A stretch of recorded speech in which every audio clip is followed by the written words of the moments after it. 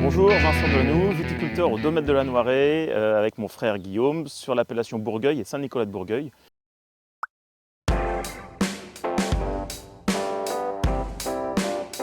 Le projet de mettre du vin en canette, c'est longuement réfléchi. Dans l'ensemble, on a un peu changé nos modes de consommation.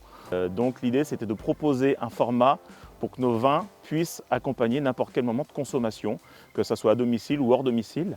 Et en plus du vin en bouteille, proposer ces moments de consommation faciles et transportables. Le deuxième point, c'était aussi la modération, puisqu'une canette, ça ne représente que 2 verres. Et je pense qu'en tant qu'acteur de l'activité viticole, on doit être responsable de ça.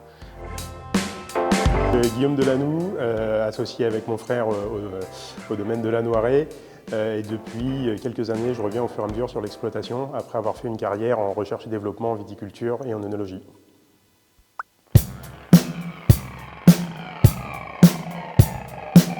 Donc il y a souvent un mouvement de surprise et au final vraiment d'intérêt pour le contenant. Et en général, après quelques mots, les consommateurs eux-mêmes trouvent que c'est une très bonne idée.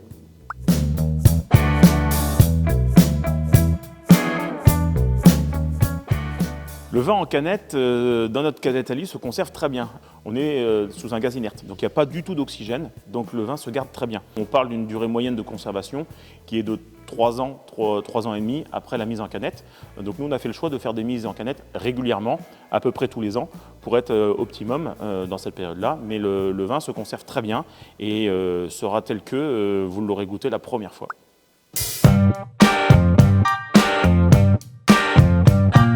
Au-delà de l'aspect facilement transportable et de la modération, cette démarche écologique et environnementale était vraiment l'élément qui a fait valider un peu ce choix un peu innovant, puisque l'alu est facilement recyclable et surtout il est très léger à transporter. Pour mémoire, dans une bouteille de vin, la moitié de l'impact carbone est due à la bouteille en soi. Et au-delà de ça, le point de fusion de l'alu, on est aux alentours de 600 à 700 degrés, contre 1000 à 1100 degrés pour le verre. Donc ça, c'était vraiment les éléments qui ont complété notre démarche de choix de cet emballage. Ce qui va nous pouvoir aussi intéresser des compagnies de transport ferroviaires, maritimes et même aériens, puisque eux aussi vont devoir adapter leur transport. Et la canette se positionne en plein dans cette démarche-là par rapport à son poids et son faible impact environnemental, du moins que le verre.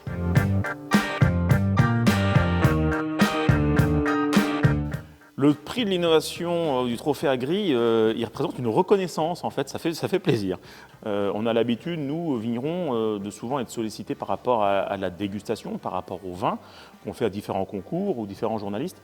Le fait que ce soit des partenaires plutôt côté fournisseurs qui nous félicitent et qui nous remercient, ça fait très plaisir, notamment Groupama, qui est pour nous un partenaire local, agricole au sens noble du terme.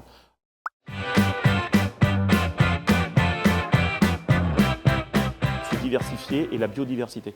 L'idée, c'est de planter d'autres espèces, oliviers, noisetiers et cassis.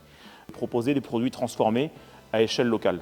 Donc l'olivier pour des huiles d'olive à destination du marché local, le noisetier pour de la pâte à tartiner et le cassis pour différents sirops et crèmes. Valoriser des parcelles qui n'étaient pas forcément exceptionnelles pour la vigne et proposer un produit de diversification.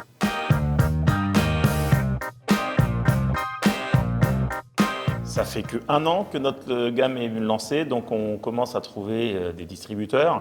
Donc les canettes peuvent être présentes bien sûr au domaine et pour l'instant les premiers établissements sont des petites sandwicheries. Quelques contacts sur de l'export et on peut retrouver nos produits sur le site de Shopping Touraine et sur notre boutique en ligne.